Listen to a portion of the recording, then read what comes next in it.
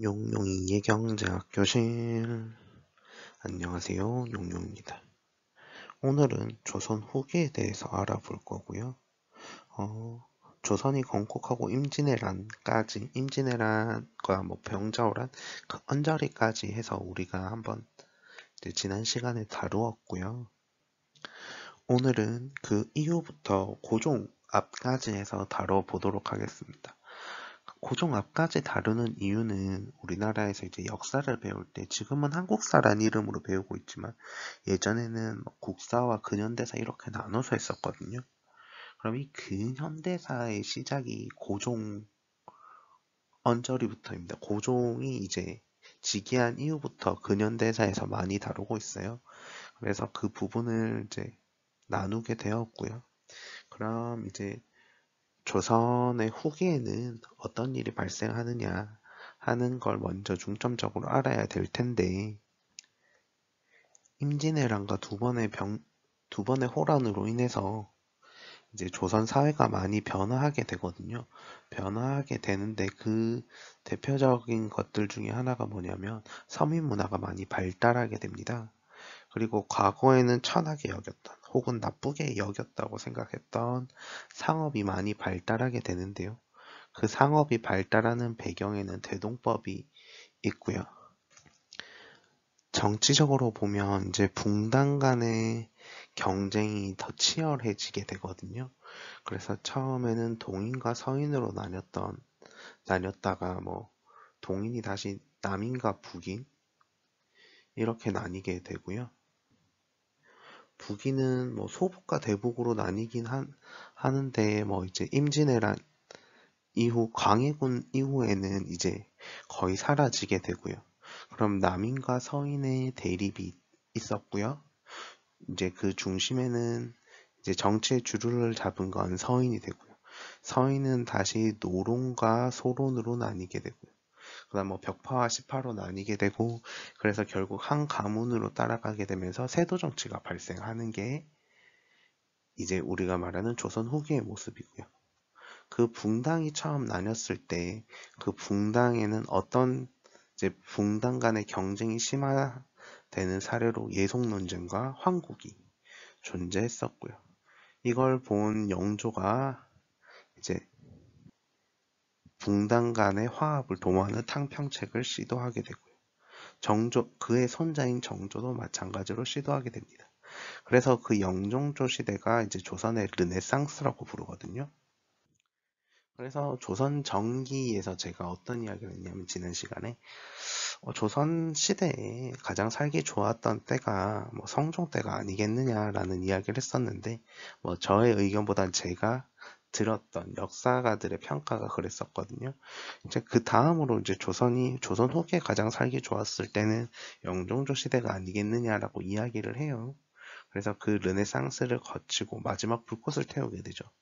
그리고 그 이후에는 이제 세도 정치 이후에 이제 나라가 점점점 쇠퇴하는 모습을 우리는 확인할 수 있고요.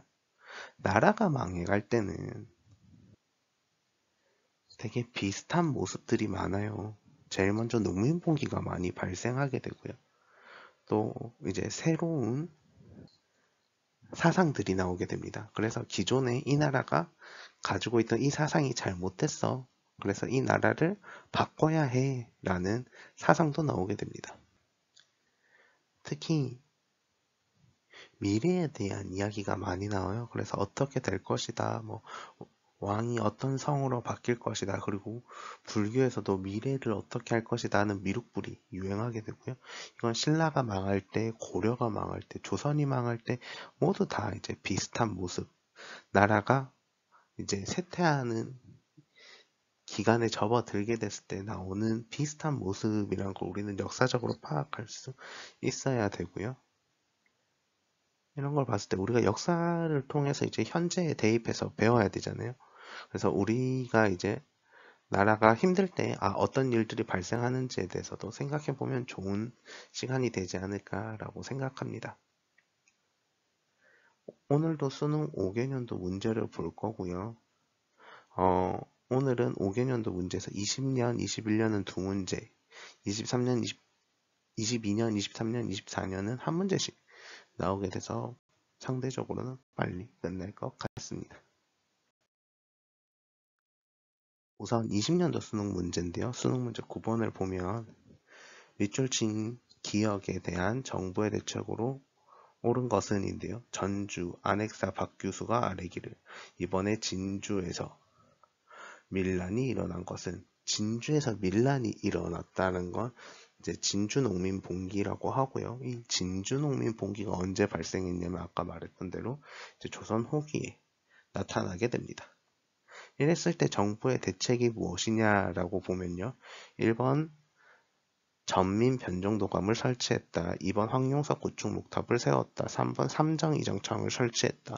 4번 수원 화성을 건설했다. 5번 정동 행성이 폐지되었다. 가 나오는데요. 1번과 5번은 고려시대 이야기고요.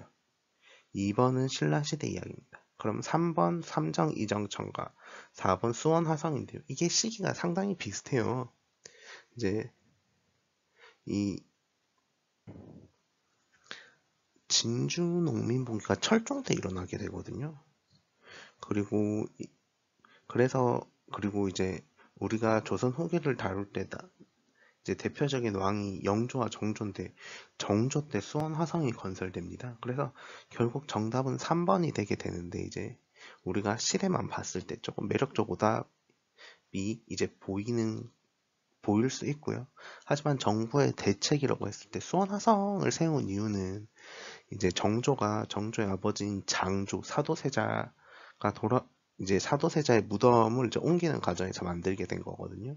그렇게 봤을 때 이제 정답이 조금 쉽게 보일 수 있는 문제를 똑바로 읽었다면 쉽게 보일 수 있는 문제라고 생각합니다. 그럼 옆에 10번 문제를 보겠습니다. 다음 의견을 제시한 인물에 대한 설명으로 옳은 것은 인데요. 비화자만 재물은 우물과 같다. 쓸수록 가득 차게 되고 이용하지 않으면 말라버린다. 비단 옷을 입지 않으면 나라 안에 비단 짜는 사람이 없게 된다. 수요가 있어야 공급이 생긴다라는 아주 경제학적인 이야기고요.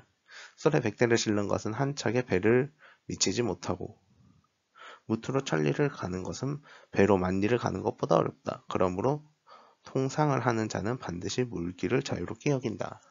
라는 건데 우리가 물길을 이용해서 이제 무역을 해야 된다라는 이야기를 하는 것. 무역을 했을 때 우리가 어떤 이익이 생긴다라는 이야기는 이제 중학교, 고등학교 경제교과서를 다루면서 했던 이야기라서요. 흔히 할 수 있는 이야기인데요. 북학이라는 책이라는 게 나오고요. 이건 이제 북학이는 박제가란 분이 쓰신 책이고요. 박제가는 대표적인 이제 실학자입니다. 그럼 실학과 관련된 것을 고르면 되는데 1번 상공유사 저술. 상공유사는 고려시대 이련 스님이 지었고요. 대동여지도 김정우. 2번 실학자죠. 3번 일본군의 침입에 맞서 의병을 일으켰다. 이 일본군의 침입에 맞서 의병을 일으킨 건 임진왜란 때 혹은 뭐 항일 운동할 때 그 다음에 4. 청에 발달된 기술을 수용하고자 주장하였다. 5번 정해쌍수를 제창하고 결사운동을 주도했다. 정해쌍수는 이제 불교에서 나오는 용어거든요. 그래서 제가 뭐 늘 이야기하지만 이제 고등학교 역사는 이제 정치만 아니라 경제, 사회, 문화를 다뤄야 된다라고 이야기를 하는데 경제, 사회, 문화 중에서 뭐 문화나 사회에 들어갈 수 있는 이야기가 될 거예요. 하지만 뭐 따져 보면 정해상수는 고려시대 이야기가 그것도 아니고 그럼 매력적 오답이 2번이 돼요. 왜냐하면 이것도 실학자가 만든 거거든요. 이제 대동여지도도 실학자인 김정호가 이제 그린 지도가 되는 거고요. 근데 이제 소위 말한 실학자 중에서 북학파라고 부르는 분들이 이제 외국에서 이제 발달된 뭐 이제 상업 기술을 배워오자 라는 이야기를 많이 하거든요. 그래서 뭐 상업 기술을 배워오자, 기술을 배워오자 이런 이야기를 많이 해요. 그래서 이제 정답은 4번이 되고요. 우리가 따지고 보면 이 살인이란 사람들은 기술, 상업 이런 것들을 되게 싫어해요. 그래서 유교의 순수성, 순수 학문을 공부하는 걸 되게 좋아하고 여기에 대해서 토론하는 걸 되게 좋아합니다. 그런데 훈구파들은 조금 다르거든요. 이 훈구파들은 과학을 매우 중요하게 여겨요. 그래서 뭐 세종 때 보면 과학 기술이 엄청나게 발달하죠. 그리고 이 유학 외에 다른 거에 대해서 조금 이제 받아들일 줄도 압니다. 그래서 뭐 음악을 받아들이기도 하고요. 불교도 어느 정도 받아들이긴 돼요.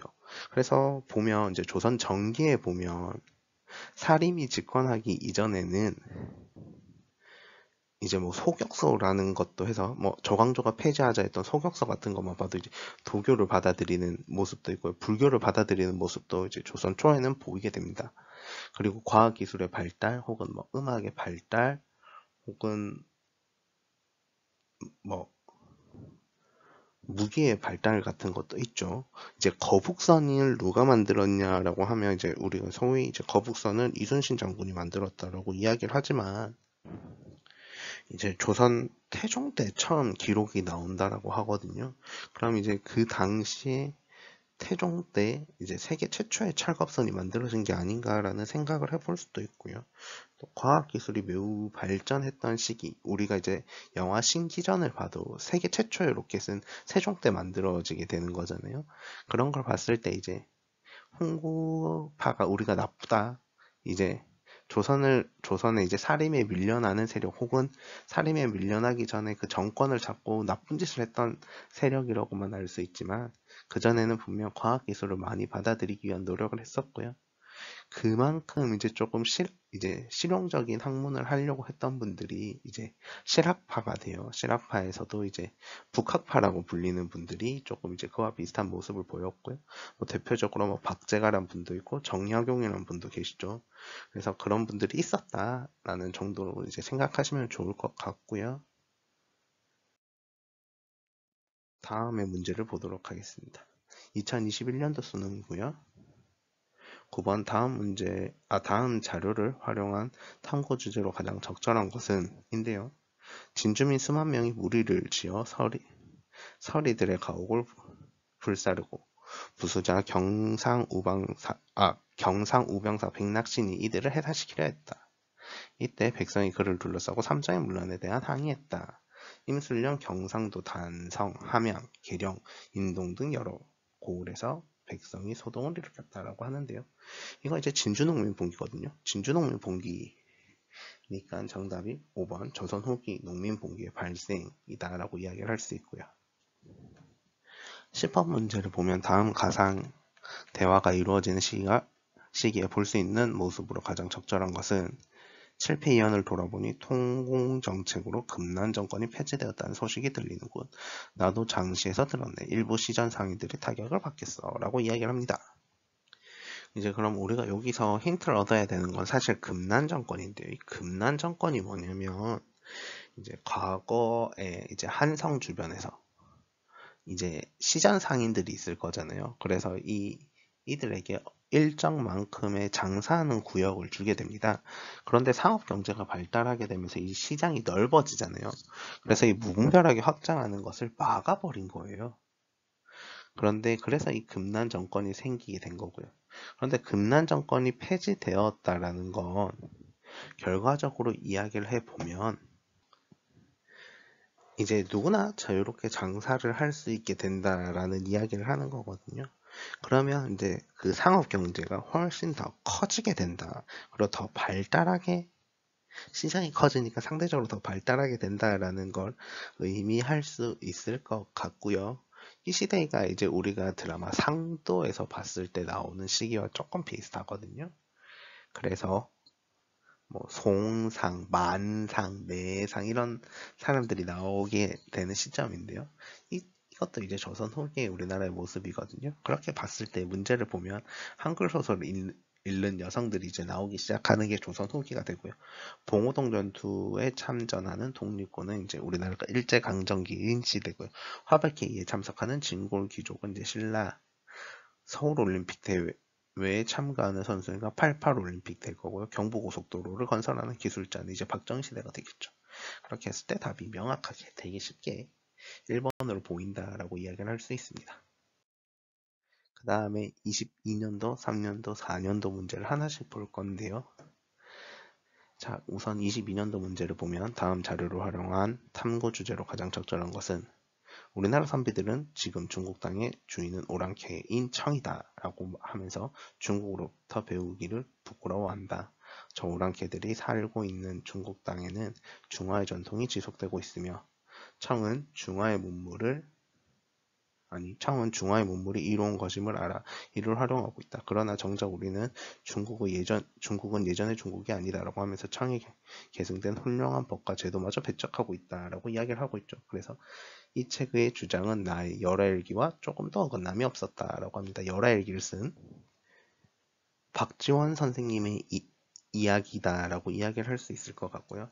이제 이분도 마찬가지로 이제 청에 발달된 문화, 기술 혹은 뭐 상업을 배워오자라는 이야기를 하신 분이거든요. 그러면 이제 우리가 앞에서 이야기했던 실학의 대도와 북학사상이란 걸 우리가 대본에 확인할 수 있습니다.